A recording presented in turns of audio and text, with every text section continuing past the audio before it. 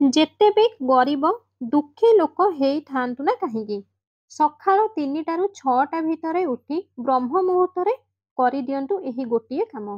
ଯାହା ଆପଣମାନେ ଆପଣଙ୍କ ଜୀବନରେ ଚାହିଁବେ ତାହା ସବୁ ଆପଣଙ୍କୁ ମିଳିବ ହିଁ ମିଳିବ। ଗୋଟିଏ ଦିନର କଥା, ମାତା ପାର୍ବତୀ ଭଗବାନ ଶଙ୍କରଙ୍କୁ ପଚାରିଲେ, ସ୍ୱାମୀ, ମୁଁ ଦେଖିଛି ଯେବେ ବି ଅନେକ ବ୍ୟକ୍ତି ଅଛନ୍ତି, ଯେତେ ଅଭାବରେ ଥାଆନ୍ତୁ ନା କାହିଁକି, ଯଦି ସକାଳର ବ୍ରହ୍ମ ମୁହୂର୍ତ୍ତରେ ହିଁ ଉଠିଥାନ୍ତି, ତ କ'ଣ ସେହି ବ୍ୟକ୍ତି ସବୁବେଳେ ସୁଖୀ ହୋଇଥାନ୍ତି? ଏମିତି କ'ଣ ପାଇଁ ହୋଇଥାଏ? ଏମିତି କ'ଣ ଅଛି ସେହି ବ୍ରହ୍ମ ମୁହୂର୍ତ୍ତରେ? ମୋତେ ବ୍ରହ୍ମ ମୁହୂର୍ତ୍ତର ରହସ୍ୟ କ'ଣ କୁହନ୍ତୁ। ତ ଭଗବାନ ଶଙ୍କର କହିଲେ, ହେ ଦେବୀ, ମୁଁ ତୁମର ଏହି ପ୍ରଶ୍ନର ଉତ୍ତର ଗୋଟିଏ କାହାଣୀ ଦ୍ୱାରା କହିବି। ଆଶା କରୁଛି ତୁମେ ମୋର ଏହି କାହାଣୀକୁ ଧ୍ୟାନର ସହ ଶୁଣିବ।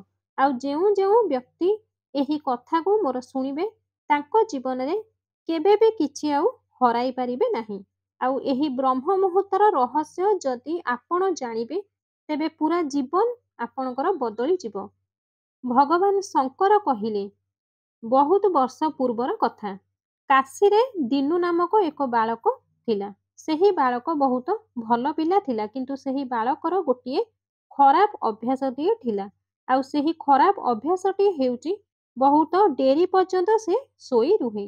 ସକାଳୁ ଉଠିବା ପାଇଁ ତାଙ୍କ ଘରେ ଲୋକ ବହୁ ଚେଷ୍ଟା କରିବା ପରେ ମଧ୍ୟ ସେ ସେମିତି ଶୋଇ ରହିଥାଏ। ସବୁଦିନ ସେ ସକାଳୁ ବହୁତ ଡେରିରେ ଉଠୁଥିଲା। କେବେ ବି ସେ 9ଟା ପୂର୍ବରୁ ଉଠୁ ନଥିଲା। ଆଉ ସେହି ବାଳକର ପରିବାର ସବୁବେଳେ ଭାବୁଥିଲେ କି ଏବେ ସେ ଛୋଟ ଅଛି, କିନ୍ତୁ ଯେବେ ସେ ବଡ଼ ହେବ ଏହି ଅଭ୍ୟାସ ତାର ବଦଳିଯିବ ବୋଲି ଭାବୁଥିଲେ। କିନ୍ତୁ ସେହି ବାଳକ ଯେତେ ଯେତେ ବଡ଼ ହେଉଥିଲା, ତାର ଏହି ଅଭ୍ୟାସଟି ଆସ୍ତେ ଆସ୍ତେ ବଢ଼ିବାରେ ଲାଗିଥିଲା। ଦୁନିଆ ଏପଟ ସେପଟ ହେଇଯାଉ ପଛେ, କିନ୍ତୁ ସେହି ବାଳକ କେବେ ବି ସକାଳୁ ଜଲ୍ଦି ଉଠୁନଥିଲା। ବାଳକଟିର ପିତା ପୁତ୍ରର ଏହି ଅଭ୍ୟାସ ପାଇଁ ବହୁତ ଚିନ୍ତାରେ ରହୁଥିଲେ। ଆଉ ସେହି ବାଳକକୁ ଅନେକ ଗୁଡ଼ିଏ ନକାରାତ୍ମକ ଶକ୍ତି ଘେରି ରହିଥିଲେ, ଯାହା ଫଳରେ କି ସେହି ବାଳକଟି ସମସ୍ତଙ୍କୁ ଓଲଟା ଜବାବ ଦେଉଥିଲା ଆଉ ଦିନଯାକ ଉଦାସ ରହୁଥିଲା। ଆଉ ଏହାର ପ୍ରଭାବ ବାଳକଟିର ସ୍ୱାସ୍ଥ୍ୟ ଉପରେ ବି ପଡ଼ୁଥିଲା। ଯେବେ ଏହି ବାଳକ ହିଁ ଜାଣିପାରିଲା କି ତାର ସବୁ ସାଙ୍ଗସାଥୀ ସଫଳତାକୁ ପ୍ରାପ୍ତ କରିସାରିଲେଣି, ତ ସେହି ବାଳକଟି ଅଧିକ ଚିନ୍ତାରେ ପଡ଼ିଗଲା ଆଉ ବାର ବାର ଈଶ୍ୱରଙ୍କୁ ଦୋଷ ଦେବାରେ ଲାଗିଲା। ବାର ବାର ନିଜକୁ କହିବାକୁ ଲାଗିଲା କି ମୋର ଭାଗ୍ୟ ହିଁ ଖରାପ। କିନ୍ତୁ ବାଳକର ପିତାଙ୍କୁ ଜଣାଥିଲା ଯେ ତାଙ୍କ ପୁତ୍ରର ଅସଫଳତାର କାରଣ କ'ଣ। ଭଗବାନ ଶଙ୍କର କହିଲେ, ହେ ଦେବୀ ପାର୍ବତୀ, ଗୋଟେ ଦିନ କଥା, ବାଳକଟିର ପିତା ଗୋଟିଏ ସନ୍ନ୍ୟାସୀଙ୍କ ବିଷୟରେ ଜାଣିପାରିଲେ।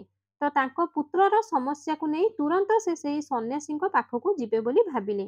ସନ୍ନ୍ୟାସୀଙ୍କ ପାଖକୁ ଯାଇ ତାଙ୍କ ପୁତ୍ରର ଆଦତ ବିଷୟରେ ସବୁ କହିଲେ। ଏହା ଶୁଣି ସନ୍ନ୍ୟାସୀ କହିଲେ କି ତୁମେ ତୁମ ପୁତ୍ରକୁ ଆଶ୍ରମକୁ ଥରେ ଆଣନ୍ତୁ। ଏହା ଶୁଣି ପୁତ୍ରଟିର ପିତା ସିଧା ସିଧା ଘରକୁ ଫେରି ଆସିଲେ।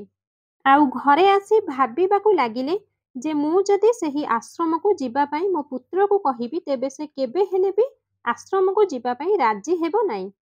କ'ଣ କରିବି ଭାବି ଭାବି ପୁତ୍ର ପାଖକୁ ଗଲେ। ପୁତ୍ରକୁ ଡାକି କହିଲେ, ତୁମର ସବୁ ସାଙ୍ଗମାନେ ତାଙ୍କ ଜୀବନରେ ସଫଳତା ପ୍ରାପ୍ତ ହାସଲ କରିସାରିଲେଣି, କ'ଣ ତୁମେ ସଫଳ ହେବାକୁ ଚାହୁଁନ? ପୁତ୍ରଟି କହିଲେ, ହଁ, ମୁଁ ବି ଚାହୁଁଛି ମୋ ଜୀବନରେ ସଫଳତା ପାଇବା ପାଇଁ, କିନ୍ତୁ ଯେବେ ବି ମୁଁ ମୋ ସାଙ୍ଗମାନଙ୍କୁ ସଫଳତାର ରହସ୍ୟ ପଚାରୁଛି, ତ ସେମାନେ ମୋତେ କିଛି ବି କହୁନାହାନ୍ତି।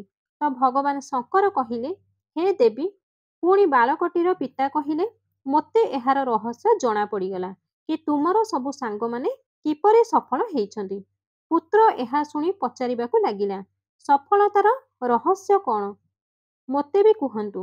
ବାଳକଟିର ପିତା କହିଲେ, କାଲି ସକାଳୁ ତୁମେ ଜଣେ ସନ୍ନ୍ୟାସୀଙ୍କ ଆଶ୍ରମକୁ ଯାଇ ତାଙ୍କ ସହ ଦେଖା କରିବାକୁ ପଡ଼ିବ। ଯଦି ତୁମେ ସେହି ଠିକ୍ ସମୟରେ ପହଞ୍ଚିଯିବ, ତ ସେହି ସନ୍ନ୍ୟାସୀ ତୁମକୁ ଏମିତି ଏକ ମନ୍ତ୍ର କହିବେ ଯାହାଦ୍ୱାରା ତୁମେ ସଫଳତା ପାଇବ। ତ ଏହା ଶୁଣି ବାଳକଟି ଅଧିକ ଖୁସି ହୋଇଗଲା ଏବଂ ଆଶ୍ରମକୁ ଯିବା ପାଇଁ ରାଜି ହୋଇଗଲା। ଆଶ୍ରମକୁ ଯିବା ପାଇଁ ସଫଳତା ପାଇବାର ନିଶା ବାଳକକୁ ଏତେ ଘାରିଥିଲା ଯେ ରାତିଯାକ ନିଦ ହଜିଗଲା। କେତେବେଳେ ସକାଳ ହେବ ବାଳକଟି ଆଶ୍ରମକୁ ଯିବ, ଏହା ଭାବି ଭାବି ରାତି ସାରା ସେମିତି ଅନିଦ୍ରା ହୋଇ ବସି ରହିଥାଏ। ହଠାତ୍ ରାତି ଅଧରେ ନିଦଟି ଲାଗିଯାଇଛି। ବାଳକଟିର ଅଜାଣତରେ ଶୋଇ ପଡ଼ିଛି। ସକାଳୁ ଉଠିବା ପରେ ବାଳକଟିକୁ ଜଣା ପଡ଼ିଲା ଯେ ସନ୍ନ୍ୟାସୀଙ୍କୁ ଭେଟିବା ପାଇଁ ଯେଉଁ ସମୟ ଥିଲା ତାହା ସମାପ୍ତ ହୋଇସାରିଛି। ତ ବାଳକଟିର ପିତା ବାଳକଟିକୁ ଡାକି କହିଲେ ଯେ ତୁମେ ତୁମ ଜୀବନରେ କେବେ ବି ସଫଳତା ପାଇପାରିବ ନାହିଁ। ଯାଅ, ଆଉ ଥରେ ପୁଣି ଶୋଇପଡ଼। ପିତାଙ୍କ ଠାରୁ ଏହି କଥା ଶୁଣି ବାଳକଟିକୁ ବହୁତ କଷ୍ଟ ଲାଗିଲା। ଆଉ ନିଜେ ନିଜେ ମନ ଭିତରୁ ନିର୍ଣ୍ଣୟ ନେଲା କି କାଲି ଯାହା ବି ହେଇଯାଉ ପଛେ କାଲି ସକାଳୁ ଯେମିତି ହେଉ ସନ୍ନ୍ୟାସୀଙ୍କୁ ଯାଇ ଦେଖା କରିବି। ଆଉ ନିଜ ଶରୀରରେ ଗୋଟିଏ ଛୋଟିଆ ଖଣ୍ଡିଆଟିଏ କରିଦେଲା। ଆଉ ଏଇଥିପାଇଁ ଖଣ୍ଡିଆ କଲା କାରଣ ସେହି ଖଣ୍ଡିଆର ଯନ୍ତ୍ରଣାରୁ ବାଳକଟିକୁ ରାତିସାରା ଯେପରି ନିଦ ନ ହେବ। ଭଗବାନ ଶଙ୍କର କହିଲେ, ହେ ଦେବୀ ପାର୍ବତୀ, ଏହା ଥିଲା ପ୍ରଥମ ସୋପାନ, ଯାହା ଫଳରେ ବାଳକଟି ତା ଜୀବନର ପ୍ରଥମ କରି ସୂର୍ଯ୍ୟୋଦୟ ଦେଖିପାରିଲା। ବାଳକଟି ତୁରନ୍ତ ସନ୍ନ୍ୟାସୀଙ୍କୁ ଭେଟିବା ପାଇଁ ବାହାରି ପଡ଼ିଲା। ଚାଲି ଚାଲି ଯେତେବେଳେ ବାଳକଟି ସନ୍ନ୍ୟାସୀଙ୍କ ଆଶ୍ରମରେ ପହଞ୍ଚିଲା ଆଉ ଦେଖିବାକୁ ପାଇଲା ସନ୍ନ୍ୟାସୀ ଏବଂ ତାଙ୍କ ଶିଷ୍ୟମାନେ ଧ୍ୟାନରେ ବସିଛନ୍ତି। ଭଗବାନ ଶଙ୍କର କହିଲେ, ହେ ଦେବୀ, ଯେତେବେଳେ ଧ୍ୟାନର ସମାପ୍ତ ହେଲା ବାଳକଟି ସନ୍ନ୍ୟାସୀଙ୍କ ପାଖକୁ ଯାଇ ପ୍ରଣାମ କରି କହିଲା, ଗୁରୁଜୀ, ଆପଣଙ୍କ ପାଖରେ କେଉଁ ମନ୍ତ୍ର ଅଛି ଯାହା ଫଳରେ ମୁଁ ସେହି ମନ୍ତ୍ରକୁ ଜପ କରିବା ଦ୍ୱାରା ସଫଳତା ପାଇବି? ଦୟାକରି ମୋତେ ସେହି ମନ୍ତ୍ରଟି କୁହନ୍ତୁ। ମୁଁ ବି ମୋ ସାଙ୍ଗମାନଙ୍କ ପରି ସଫଳତା ପାଇବାକୁ ଚାହୁଁଛି। ଭଗବାନ ଶଙ୍କର କହିଲେ, ହେ ଦେବୀ। ସନ୍ନ୍ୟାସୀ ଟିକେ ହସି ଦେଇ କହିଲେ, ଆଚ୍ଛା, ତୁମେ ସେହି ବାଳକ ଅଟ।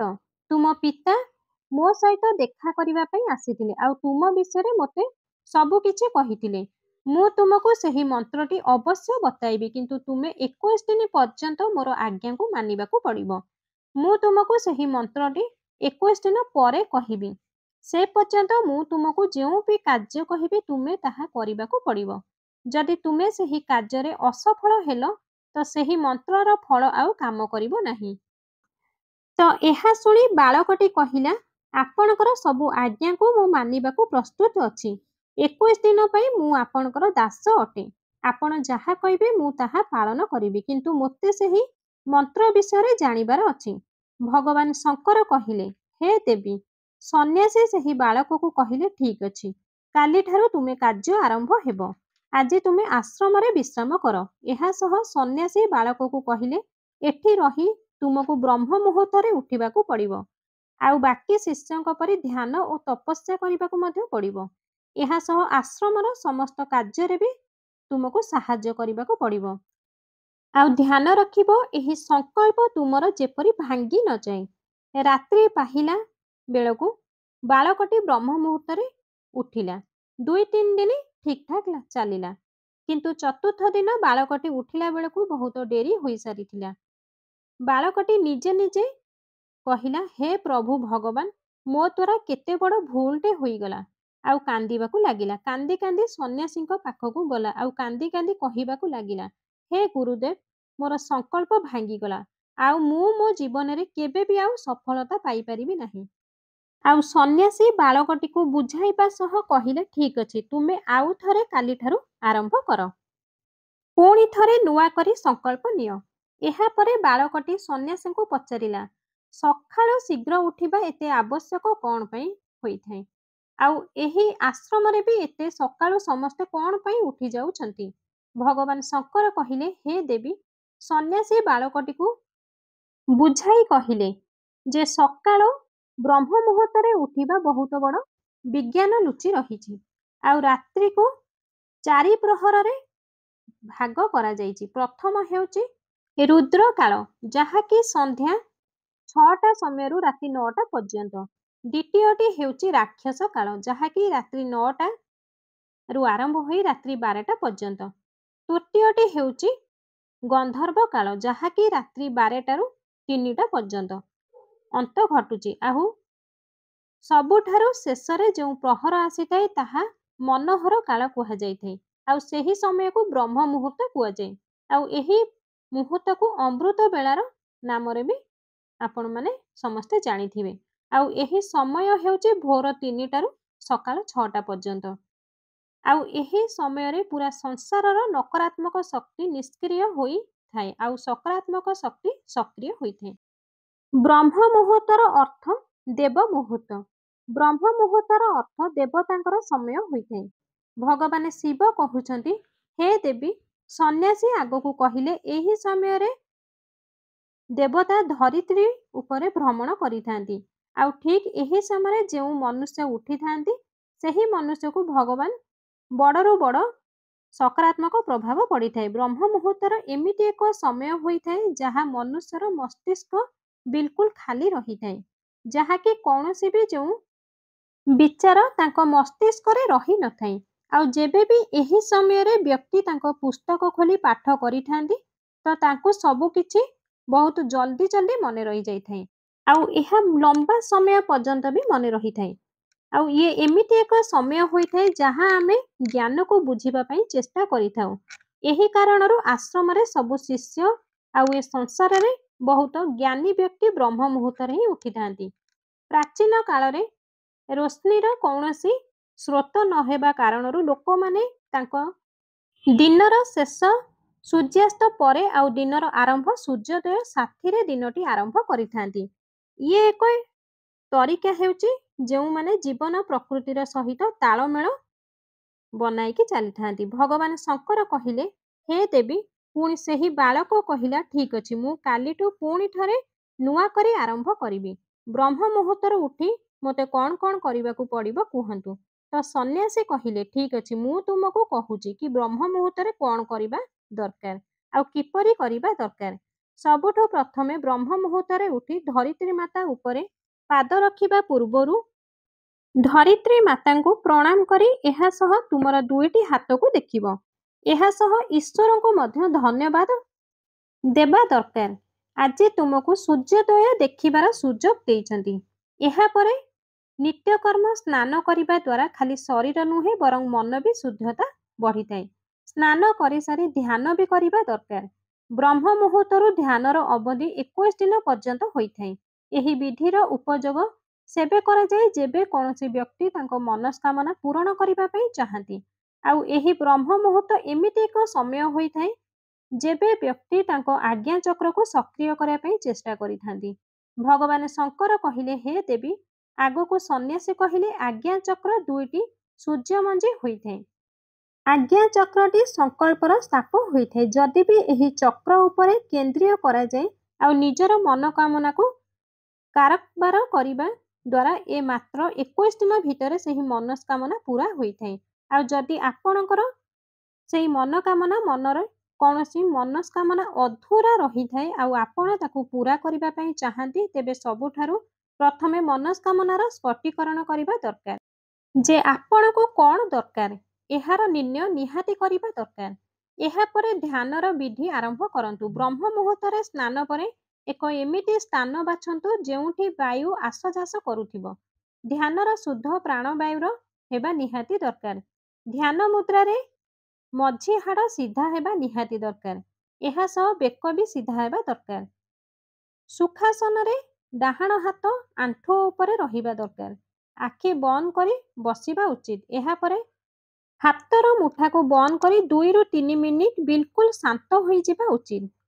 ଯେବେ ତୁମ ଶରୀର ସ୍ଥିର ହୋଇଯିବ ଆଉ ଶ୍ୱାସ ବି ଶାନ୍ତ ହୋଇଯିବ ତ ସେତେବେଳେ ତୁମର ସିଧା ଧ୍ୟାନ ଆଜ୍ଞା ଚକ୍ର ଉପରକୁ ନେଇ ଆସିବେ। ଏହାପରେ ଲମ୍ବା ନିଶ୍ୱାସଟିଏ ଛାଡ଼ିବେ ଏବଂ ଲମ୍ବା ନିଶ୍ୱାସ ଭିତରକୁ ନେବେ। ଆଉ ଏହି ସମୟରେ ତୁମର ପ୍ରତ୍ୟେକ ଇଚ୍ଛାକୁ, ପ୍ରତ୍ୟେକ ୱିଶ୍କୁ ବାରମ୍ବାର ଦୋହରାନ୍ତୁ। ଆଉ ତୁମ ମନ ଭିତରେ ଦେବୀ ଦେବତା ଗୁରୁଜନମାନଙ୍କୁ ଚିନ୍ତନ କରିବ। ଭଗବାନ ଶଙ୍କର କହିଲେ, ହେ ଦେବୀ, ସନ୍ନ୍ୟାସୀ କହିଲେ, ଯେତେ ନିଶ୍ୱାସକୁ ରୋକିବ କଷ୍ଟକର ହୋଇଯାଏ ତ ଧୀରେ ଧୀରେ ନିଶ୍ୱାସକୁ ବାହାରକୁ ଛାଡ଼ିବ। ନିଶ୍ୱାସରେ କାନରେ ନେବ ଆଉ ପାଟିରେ ଛାଡ଼ିବ। ଏହି ପ୍ରକ୍ରିୟାକୁ 3ରୁ 4 ଥର ପ୍ରତିଦିନ କରିବ। ଏହା ପ୍ରତିଦିନ କରିବା ଦ୍ୱାରା ତୁମର ଯେଉଁ ମନୋକାମନା ଅବଚେତନ ମନ ପର୍ଯ୍ୟନ୍ତ ପହଞ୍ଚିଯିବ ଆଉ ତୁମର ସବୁ ଇଚ୍ଛା ପୂରଣ ଜଲ୍ଦି ଜଲ୍ଦି ପୂରଣ ହେବ। ବ୍ରହ୍ମ ମୁହୂର୍ତ୍ତର ସମୟ ଈଶ୍ୱରଙ୍କର ବିଶେଷ କୃପା ହୋଇଥାଏ। ଆଉ କୌଣସି ବ୍ୟକ୍ତି ତାଙ୍କର ମନୋକାମନାକୁ ଦୋହରାଏ ତ ତାଙ୍କ ଇଚ୍ଛା ଜଲ୍ଦି ଜଲ୍ଦି ପୁରା ହୋଇଯାଇଥାଏ। ଭଗବାନ ଶଙ୍କର କହିଲେ, ହେ ଦେବୀ, ସନ୍ନ୍ୟାସୀ ଏହି ପ୍ରକାରର ବ୍ରହ୍ମ ମୁହୂର୍ତ୍ତର ମହତ୍ତ୍ୱକୁ ବାଳକଟିକୁ ବୁଝାଇଦେଲେ। ଆଉ ସେହି ବାଳକଟି ଆଗକୁ 21 ଦିନ ଯାକ ଏହି ପ୍ରକ୍ରିୟାକୁ ସମାପ୍ତ କରିଦେଲା। ଆଉ ସେହି ବାଳକ ବହୁତ ଅନୁଶାସିତ ଶାନ୍ତ ସ୍ୱଭାବର ବନିଗଲା। ଆଉ ସେହି ବାଳକ ଯେପରି ସେହି ସଂକଳ୍ପକୁ ପୂରା କଲା, ତାପରେ ସନ୍ନ୍ୟାସୀ ପାଖକୁ ଯାଇ କହିଲା, ହେ ଗୁରୁଦେବ, ମୁଁ 21 ଦିନର ସଂକଳ୍ପ ପୂରା କରିଛି, ତ ଆପଣ ମୋତେ ସଫଳ ହେବାର ମନ୍ତ୍ର କୁହନ୍ତୁ। ଯେବେ ସନ୍ନ୍ୟାସୀ ହସିକି କହିଲେ କି 21 ଦିନ ପଛରୁ ଯେଉଁ ଅଭ୍ୟାସ ତୁମେ ରଖିଥିଲ ତାହା ଏବେ ଆଉ ସେଇ ଅଭ୍ୟାସ ନାହିଁ, ଆଉ ଏହା ହିଁ ତୁମର ସଫଳତାର ମନ୍ତ୍ର। ଯେଉଁ ବ୍ୟକ୍ତି ବ୍ରହ୍ମ ମୁହୂର୍ତ୍ତରେ ଉଠି ଧ୍ୟାନ ପ୍ରକ୍ରିୟାକୁ ଠିକ୍ସେ କରିଥାନ୍ତି ତାଙ୍କ ଜୀବନରେ କେବେ ବି ଅସଫଳ ହେବେ ନାହିଁ। ତ ଏବେ ତୁମେ ବ୍ରହ୍ମ ମୁହୂର୍ତ୍ତର ମହତ୍ତ୍ୱ ଅବଶ୍ୟ ଜାଣିସାରିଥିବ। ଏହା ଶଙ୍କର ଭଗବାନ ମାତା ପାର୍ବତୀଙ୍କୁ କହିଲେ। ତେବେ ଭିଡ଼ିଓଟି ଯଦି ଆପଣଙ୍କୁ ପସନ୍ଦ ଆସିଥାଏ ତେବେ ଭିଡ଼ିଓଟିକୁ ଗୋଟେ ଲାଇକ୍ କରନ୍ତୁ। ଭିଡ଼ିଓଟିକୁ ଅଧିକରୁ ଅଧିକ ସେୟାର କରନ୍ତୁ। ଆମ ଚ୍ୟାନେଲରେ ଯଦି ଆପଣମାନେ ନୂଆ ଅଛନ୍ତି ତେବେ ଚ୍ୟାନେଲଟିକୁ ସବସ୍କ୍ରାଇବ୍ କରି ପାଖରେ ଥିବା ବେଲ୍ ଆଇକନଟିକୁ ଦବାଇ ଦିଅନ୍ତୁ।